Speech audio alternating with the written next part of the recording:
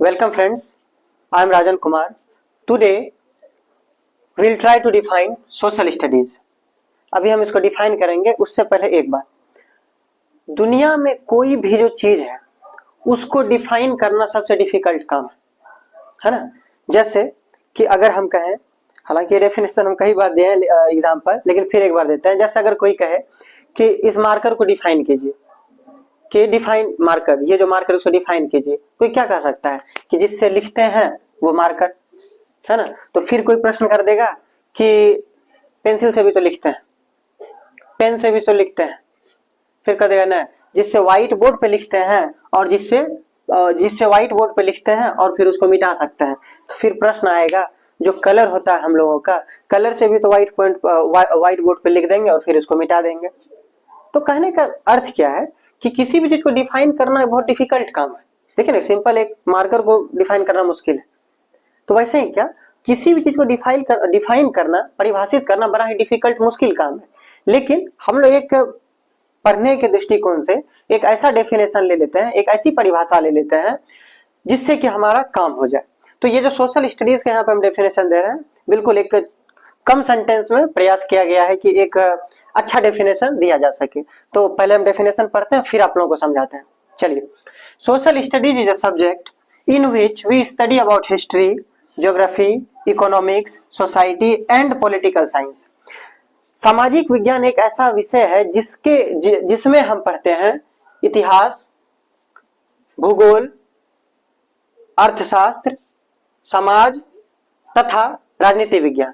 मतलब क्या, एक एक करके समझते हैं। जैसे इतिहास, हिस्ट्री क्या, सोशल स्टडीज में हम लोग पढ़ते हैं हिस्ट्री क्या कि किस डेट में जो ब्रिटिशर्स थे, अंग्रेज भारत आए थे, किस डेट को भारत से चले गए, अपने देश को चले गए, पढ़ते हैं हम लोग क्या सोशल स्टडीज में। सोशल स्टडीज के अंतर ही हमारा क्या हिस्ट्री आता है, इसमें पढ़े।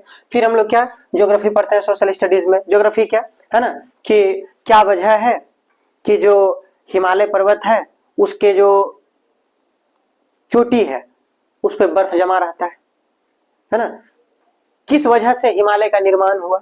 ये सब हम लोग किस में पढ़ेंगे, ज्योग्राफी में पढ़ेंगे। और क्या मतलब सोशल स्टडीज के अंदर जो ज्योग्राफी आता है उसमें हम लोग पढ़ेंगे। और क्या इकोनॉमिक्स है ना, कि क्या वजह है कि जो सोना है वो ज्यादा कीमती है और जो बालू है वो कम कीमती है ना। वजह क्या, सिंपल वजह यही है कि जो चीज दुनिया में अधिक होता है उसका वैल्यू कम हो जाता है। बालू बहुत है तो उसका वैल्यू क्या कम है, जो चीज दुनिया में कम होता है उसका वैल्यू क्या ज्यादा हो जाता है। जैसे सोना बहुत कम है, हीरा बहुत कम है, तो उसका वैल्यू क्या ज्यादा है। ये चीज हम लोग किस में पढ़ेंगे, सोशल स्टडीज में पढ़ेंगे। सोशल स्टडीज में हम लोग क्या इकोनॉमिक्स में पढ़ेंगे सोशल स्टडीज में।